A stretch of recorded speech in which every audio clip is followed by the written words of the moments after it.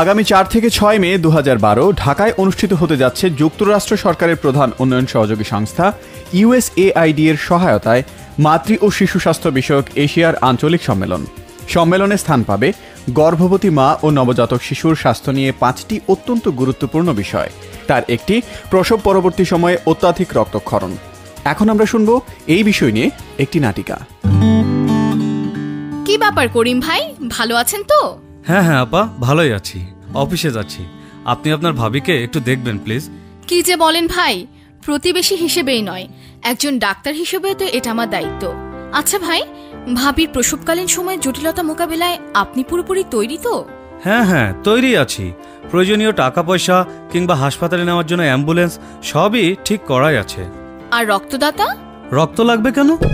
প্রসবকালীন সময়ে মায়ের প্রচুর পরিমাণে রক্তক্ষরণ হতে পারে, যা বাচ্চা প্রসবের পরেও দীর্ঘ সময় ধরে চললে তাকে প্রসব পরবর্তী রক্তক্ষরণ হিসেবে গণ্য করা হয়, যাকে পোস্টপার্টাম হেমারেজ বলা হয়। আপা, বিষয়টা যদি আরেকটু বুঝিয়ে বলতেন।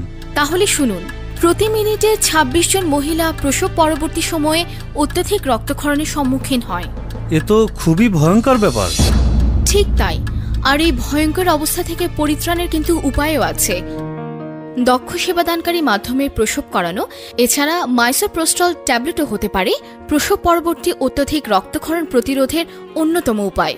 আর এটি কিন্তু খুব কম খরচে সহজেই ব্যবহার করা যায়। ওহো, তাহলে তো এখনই ব্যবস্থা নিতে হবে। প্রসব পরবর্তী রক্তক্ষরণ প্রতিরোধ ও ব্যবস্থাপনার একমাত্র উপায় দক্ষ সেবাদানকারী মাধ্যমে প্রসব। USAID এর আর্থিক সহায়তায় এর মাতৃ ও শিশু স্বাস্থ্য উন্নয়নমূলক প্রকল্প এমচিপ আয়োজিত এই সম্মেলন অথবা প্রসব পরবর্তী সময় অত্যাধিক রক্তক্ষরণ নিয়ে কোনো প্রশ্ন থাকলে SMS করুন এভাবে: USAID স্পেস আপনার নাম স্পেস আপনার প্রশ্ন লিখে পাঠিয়ে দিন 8960 এই নম্বরে। শুনতে থাকুন রেডিও টুডে FM 89.6।